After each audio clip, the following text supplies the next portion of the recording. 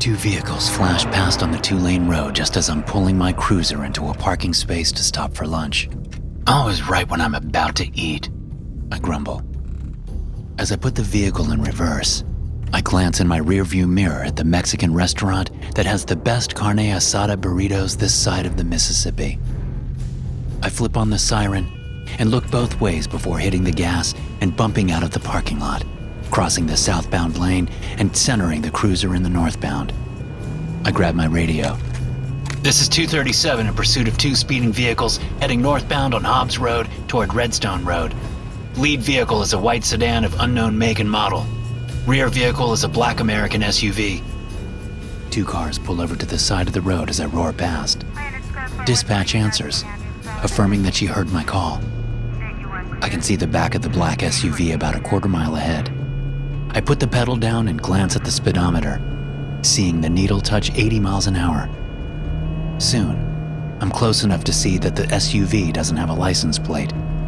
I can't see if the sedan has one, but it's pretty clear that the SUV's chasing the little white car. It also becomes quickly clear that neither car is going to pull over for me. This is 237. Be advised, neither vehicle is pulling over, I say. The SUV is a Ford Expedition, no license plate. I have to swerve as the white car nearly hits a slow-moving vehicle. This is getting dangerous real fast. It's just a matter of time before they cause an accident. The two vehicles slow down, and I ease my foot back. There's a street coming up, one leading into a neighborhood. I'm guessing the sedan's going to turn into it. And I'm right. I follow closely, siren still screaming, as the two vehicles make a screeching left turn. Heading west on Hunt Cliff Road away from Hobbs, I say into the radio. We blow past houses in the upper middle-class neighborhood, doing nearly 50 miles an hour. I'm just thankful it's a chilly, overcast day. Otherwise, kids might be outside enjoying their Saturday. Soon enough, I see the sedan jump a curb ahead and roll right over someone's lawn, crashing into the porch steps of the large white house. The SUV comes to a screeching, sideways halt. I do the same, requesting backup to my location, and then quickly jumping out of the cruiser and leveling my gun at the SUV. The way I figure it, the sedan's not going anywhere. Two guys jump out of the SUV and start toward the house, both wearing street clothes and dark windbreakers. One is white and one is black. Don't move! I yell. Put your hands up! They both stop. The passenger, a white guy with a crew cut, glances from me to the sedan. He looks angry. My eyes jump over to the sedan. A wiry man with a goatee stumbles out of the driver's seat. He's wearing a red sweater over a white button-up collared shirt and dark slacks. He has some kind of small case in his hand. Don't move! I shout at him, but I keep my gun leveled at the guys from the SUV. The wiry man ignores me, clambering over the smashed sedan and up to the house.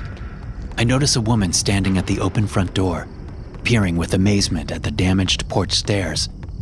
She only has the door open a crack, but it's enough. The wiry man shoulders the door, eliciting a scream from the woman. Then the door is slammed shut and, by the sound of it, locked.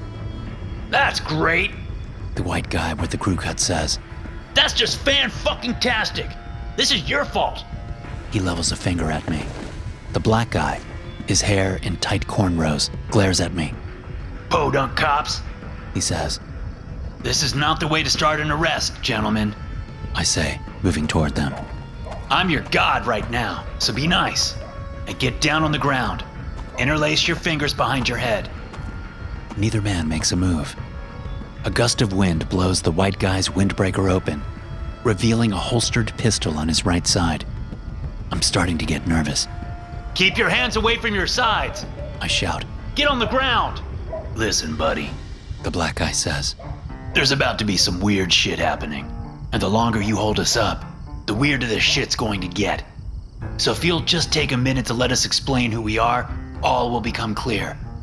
Are you cops? I ask. FBI? DEA? NSA? CIA? No, we're not. We work for the Foundation. You've never heard of us, I know. But if you keep holding us up like this, look, the white guy says, pointing toward the house. I look that way and have a moment where I think I'm dreaming. What I'm seeing shouldn't be possible. A fence is now surrounding the house. A reinforced chain link fence that wasn't there before. And it's not like it's surrounding the yard either. It's close to the house. No more than a 3-foot gap between the structure and the 9-foot tall fence. But that's not the only thing. There are now bars over all the windows and a padlocked mechanism on the door. "What the fuck?" I mumbled. "What did I say?" the black guy says. "Weird shit, right?" "Did you drug me?" I ask. "What did you do to me?" "It's real," the white guy says. "And we don't have a lot of time until it gets worse." The screech of tires erupts from behind me. I assume it's backup coming to help me. Perfect timing. But as the vehicle comes to a halt in my peripheral vision, I can tell it's not a police car. It's another SUV, and several men in street clothes and dark windbreakers are suddenly out, moving toward me with weapons drawn. I know when my goose is cooked, so I lower my weapon and allow one of the newcomers to take it from me. Then I look back at the house, blinking to see if it will change anything. It doesn't. My head hurts. "What should we do with him?" one of the guys says. The black guy walks up, studying me. "His pals are coming. We'll have to deal with him anyway. Maybe we can use their help. Besides, he was just doing his job. Hard to hold that against a man." I look at him, and around at the other guys. A couple of them run alongside of the house to the back, creating a perimeter, I guess. "What the hell is going on?" I ask. "I'm Simmons," the guy says, extending a hand. "And there's a reason you've never heard of the Foundation." Hours have passed. Houses immediately surrounding the target home have been evacuated. Onlookers have been pushed back to the edges of a wide perimeter my fellow police officers have begrudgingly constructed. The deputy chief showed up about an hour ago to tell the other uniformed officers and me to extend every courtesy to these mysterious Foundation agents. That was when I realized the Foundation has deep connections. The two guys from the SUV, Simmons and Hughes, have kept me close. We've set up shop in a house across the street, along with about 24 other Foundation people that showed up. I don't know if they're keeping me around because I saw something I wasn't supposed to see, or because they think I'll be of use when we raid the house. Either way, it doesn't really matter. I'm trained in special weapons and tactics. It's a collateral assignment for me, since our police department isn't big enough to have a full-time SWAT team. And there's a reason I went out for that collateral assignment.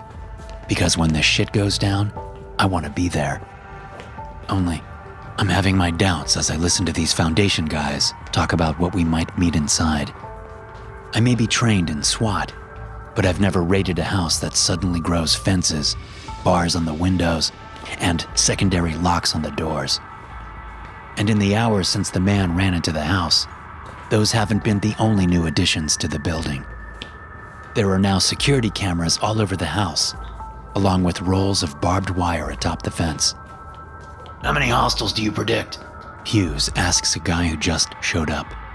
The guy, sporting a gray mustache and wearing a rumpled brown suit, seems to consider this. "Wait a minute," I say. "What do you mean? We saw one guy go in there. That means one hostile, right?" The guy in the rumpled suit looks at me, then over at Hughes and Simmons. They exchange a look. Simmons nods. Rumpled suit guy turns back to me.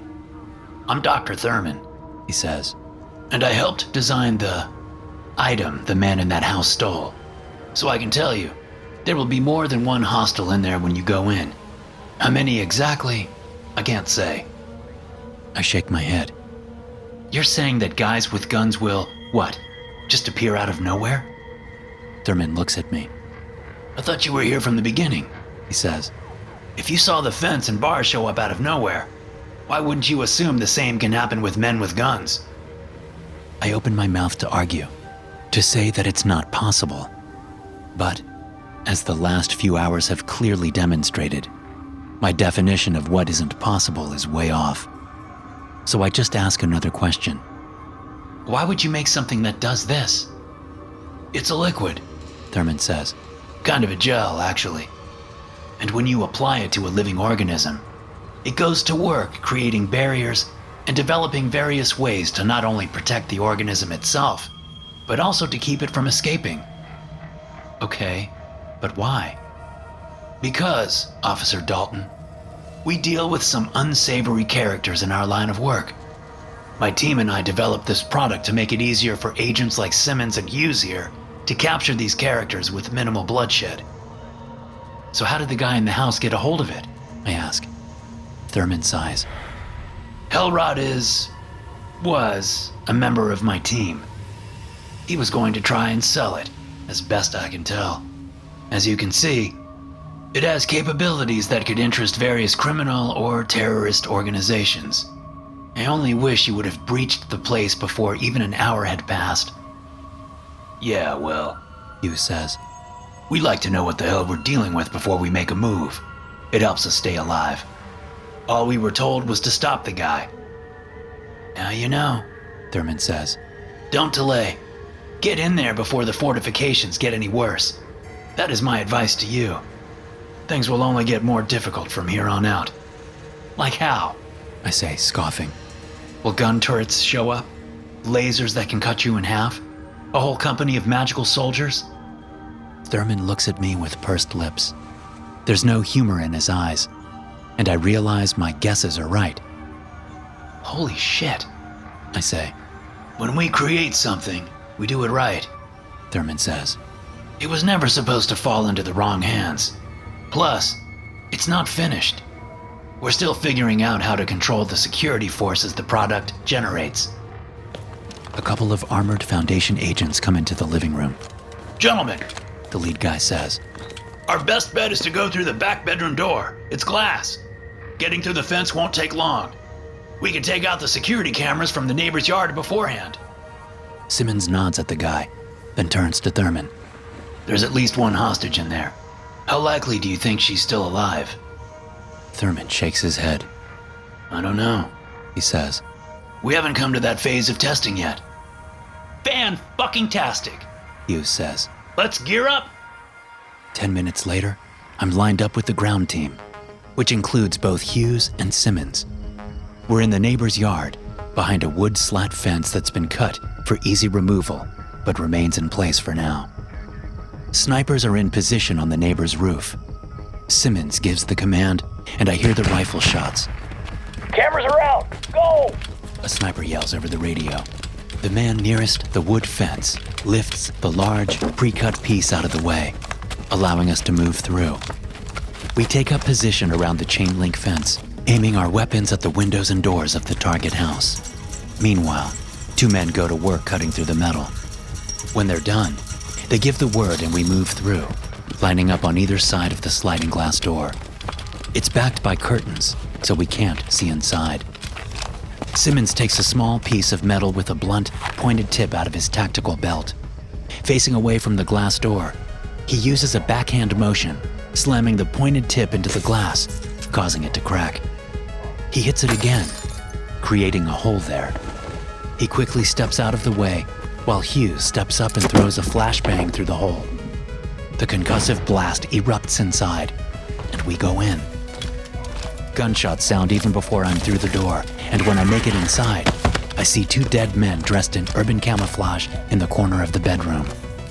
They're wearing helmets, goggles, and black armored vests. I move into the hallway to see Simmons go down as a commando with a shotgun blasts out his left kneecap. I fire at the commando with my M4 carbine, hitting him in the chest at the base of his neck. He goes down. We clear the downstairs, using flashbangs before going into rooms. I shoot 2 more commandos, but I count a total of 12 dead ones by the time we get to the last room in the house, an upstairs bedroom. It's just Hughes and I at the final door, and we're out of flashbangs. I'll go, I whisper to him. Damn right you will, Hughes whispers. He grabs the doorknob and then counts down with the fingers of his other hand. 3, 2, 1. He throws the door open and I rush inside. I almost vomit. There are 5 figures inside, and 2 of them are armed commandos. The other 3 figures are no threat, but that fact doesn't keep me from freezing for a crucial split second. One of the commandos fires at me, hitting me in the chest. I fall to the ground, somehow managing to get a couple of shots off to kill the guy. Hughes steps past me, firing his weapon, taking the other commando out. He clears the attached bathroom and the closet while I struggle to pull in a breath. You good? He asks, coming back over to help me up. I nod, finally able to breathe again. The shot hit me dead center in my bulletproof vest. Otherwise, I'd be a dead man. I look at the bed, curiosity and revulsion mixing in my gut. There's a body on the bed, the body of the woman I saw at the front door when this all started. Her head has been chopped off. It's on the floor next to a bucket.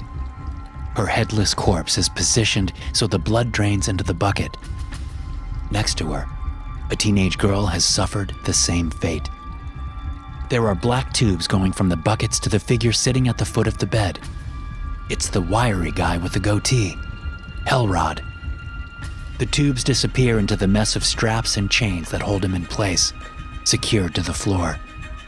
His eyes are wide with pain, and something that looks like a rectangle of leather is stapled to his face. What the fuck is this? I ask. Hughes steps up next to me.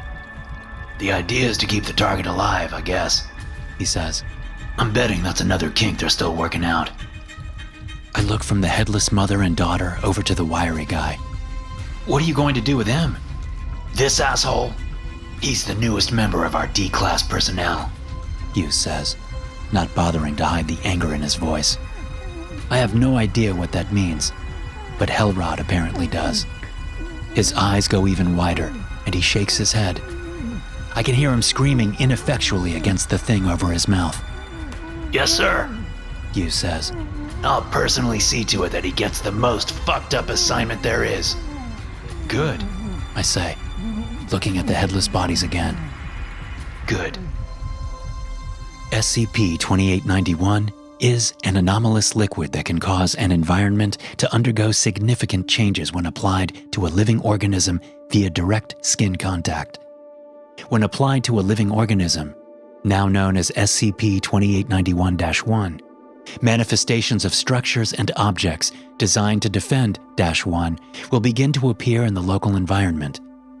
The amount of land affected by SCP-2891 differs depending on the location and specific environment that it is used in. SCP-2891-2 is the designation of objects and structures formed by 2891.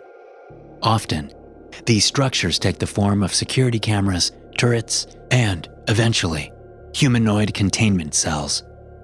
These containment cells are consistent with standard humanoid containment cells designed by the Foundation. Over time, SCP-2891-2 instances begin to become more and more complex, often found to be equipped with security cameras, automated turrets, electronic keypads, barbed wire, landmines, steel doors, and tear gas. Additionally, humanoid entities are found to manifest at varying times in the stages of SCP-2891. These humanoid entities, designated SCP-2891-3, are all genetically identical to each other. SCP-2891-3 instances often have identical uniforms and use similar weaponry as local enforcement officers in order to appear as said officers. It should be noted that while instances of SCP-2891-3 are capable of speech in the language predominant in the affected area, it is not currently known if instances are capable of understanding said speech. Hey guys, thanks for listening. Be sure to subscribe to the podcast for more SCP stories like this one. You can also check out some more episodes from the SCP Experience podcast here. I'll see you in the next one.